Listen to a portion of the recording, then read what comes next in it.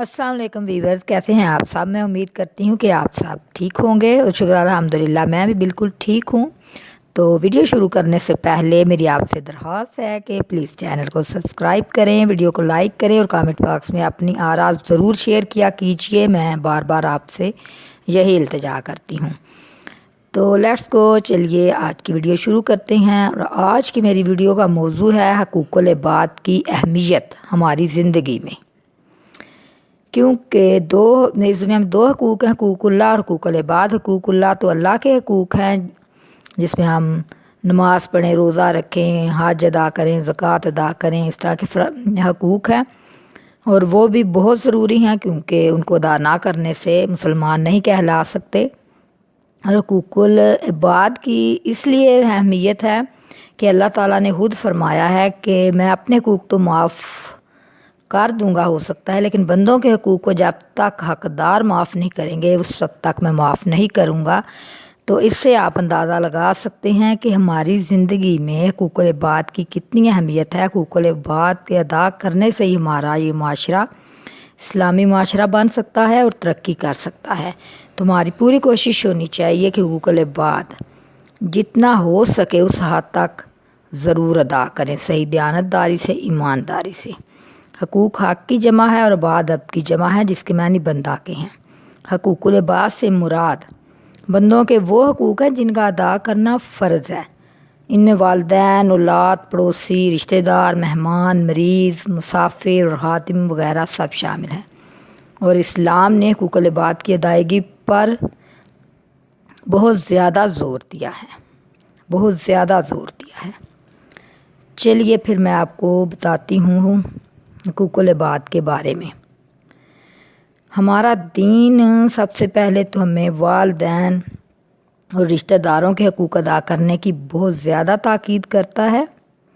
और वालिदैन के तो हकूक़ की बहुत ज़्यादा अहमियत है क्योंकि कुरान पाक में भी और नबी पाक सल्लल्लाहु अलैहि वसल्लम ने भी अपनी हदीस में वालिदैन के हकूक़ अदा करने की बहुत ज़्यादा ताकीद की है।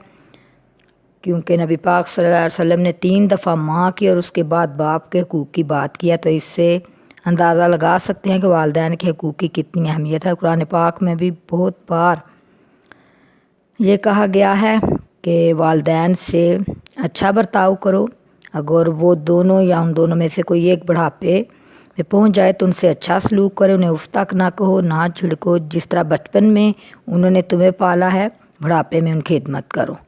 और रिश्तेदारों के हकूक़ की भी बहुत ताकीद है। अगर रिश्तेदार माली लिहाज से कमज़ोर हों तो उनकी माली मदद करनी चाहिए, बीमार हो जाएं तो उनकी इजाज़त करें, गम और खुशी के मौक़ों पर उनका साथ देना और उनकी दीगर ज़रूरतों का ख्याल रखना चाहिए।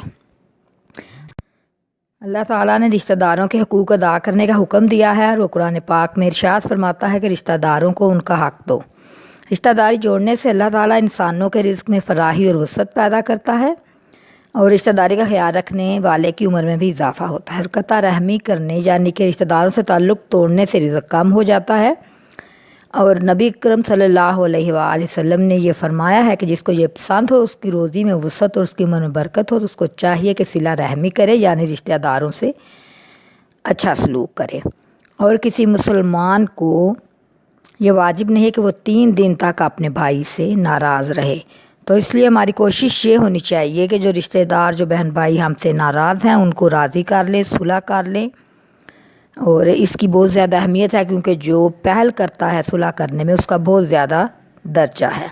और आप सल्लल्लाहु अलैहि वसल्लम का इरशाद गिरामी है कि रिश्तेदारों से ताल्लुक़ तोड़ने वाला जन्नत में दाखिल ना होगा। तो प्यारे वीवर्स, रसूलुल्लाह सल्लल्लाहु अलैहि वसल्लम की मुबारक ज़िंदगी क़यामत तक के लिए उम्मत के लिए बेहतरीन अमली नमूना है। आप सल्लल्लाहु अलैहि वसल्लम हमेशा अपने रिश्तेदारों के साथ हुस्न सलूक फरमाते, उनकी खबरगिरी फरमाते, उनकी माली मदद करते, उनके काम आते और उनकी ज़रूरतों का ख्याल रखते थे। और ये रवायत है कि हुज़ूर सल्लल्लाहु अलैहि वसल्लम की रज़ाई बहन हज़रत शीमा रज़ियल्लाहु जब मिलने आती तो आप सल्लल्लाहु अलैहि वसल्लम खड़े हो जाते, अपनी चादर मुबारक बिछा देते और उन्हें उस पर बिठाते। जब तक रहती उनसे बातें करते और जब जाने लगती तो सवारी पर सवार होने में उनकी मदद करते थे, तोहफे देकर रुखसत करते। तो इससे हमें सबक हासिल करना चाहिए क्योंकि کیونکہ آپ صلی اللہ علیہ وسلم کی زندگی ہمارے لیے بہترین نمونہ ہے اور ہمیں عمل کرنا چاہیے۔ اور اسی طرح اسلام نے مہمانوں کے بھی حقوق ادا کرنے کی بہت تاکید کی ہے۔ ہمارے پیارے نبی حضرت محمد صلی اللہ علیہ وسلم بے حد مہمان نواز تھے۔ آپ صلی اللہ علیہ وسلم کے گھر جب کوئی مہمان آتا تو اس کی خوب خدمت کرتے، اس کی ضرورتوں کا خیال رکھتے، اس کی کسی بات کا برا نہ مناتے اور اسے عزت و تکریم سے رخصت کرتے۔ اور آپ صلی اللہ علیہ وسلم کا یہ ارشاد ہے، جو کوئی اللہ تعالیٰ اور آخرت کے دن پر ایمان رکھتا ہو تو اس پر لازم ہے کہ مہمان کا احترام کرے۔ اس سے ہمیں مہمان کی اہمیت کا اندازہ ہو جانا چاہیے، اور جب ہمارے گھر کوئی مہمان آئے تو اس سے اچھا سلوک کرنا چاہیے، اس کی صحیح طرح خدمت کرنی چاہیے تاکہ یہ بات اللہ کو پسند آئے۔ اور مہمان کو ہمیشہ اللہ تعالیٰ کی رحمت سمجھنا چاہیے، اور مہمان کو بھی چاہیے کہ کوئی ایسی حرکت نہ کرے جس سے میزبان کی عزت پر حرف آئے جائے، اس کے لیے پریشانی کا باعث ہو۔ مہمان نوازی اسلامی معاشرے کا حسن ہے، ہمیں چاہیے کہ اس حسن کو برقرار رکھیں۔ اور ایک مسلمان کا دوسرے مسلمان پر یہ حق ہے کہ جب وہ بیمار پڑے تو اس کی عیادت کی جائے۔ بیماروں کی خدمت کرنا، ان کی دیکھ بھال کرنا، ان کے علاج معالجے میں مدد کرنا، ان کی شفا یابی کے لیے اللہ تعالیٰ سے دعا کرنا ان کے حقوق ہیں۔ بیماروں کی عیادت کرنے والوں کے لیے اللہ تعالیٰ کے فرشتے بھی دعا گو رہتے ہیں۔ آپ صلی اللہ علیہ وسلم نے ارشاد فرمایا کہ جو مسلمان کسی مسلمان کی عیادت کے لیے صبح کے وقت جاتا ہے تو شام تک 70,000 فرشتے اس کے لیے دعا کرتے رہتے ہیں، اور جو مسلمان شام کو عیادت کرتا ہے تو صبح تک 70,000 فرشتے اس کے لیے دعا کرتے رہتے ہیں۔ تو اس سے اندازہ ہوتا ہے کہ کتنی اہمیت ہے۔ ہمیں چاہیے کہ ہم مریضوں کی عیادت کے لیے ضرور جائیں، ہو سکے تو ان کے لیے پھولوں کا تحفہ لے کر جائیں، ان کو حوصلہ دیں، ان کی خدمت کریں۔ اگر انہیں مالی ضرورت ہو تو اپنی طاقت کے مطابق وہ بھی کریں، اور سب سے بڑھ کر یہ کہ اللہ تعالیٰ سے ان کی شفا یابی کے لیے دعا کریں، ان کے پاس زیادہ دیر نہ بیٹھیں تاکہ انہیں تکلیف نہ ہو۔ اور سب سے بڑھ کر یہ کہ اگر ہمارے آس پاس ہمارے اپنے بہن بھائی، ہمارے رشتہ داروں میں سے کوئی پریشان ہے تو اس کے لیے دعا کریں کہ اللہ پاک اس کی پریشانی کو دور کر دے۔ تو آج کے لیے اتنا ہی میری دعا ہے کہ اللہ تعالیٰ ہم سب کی پریشانیاں دور فرمائے۔ آمین ثم آمین۔ اوکے، اللہ حافظ۔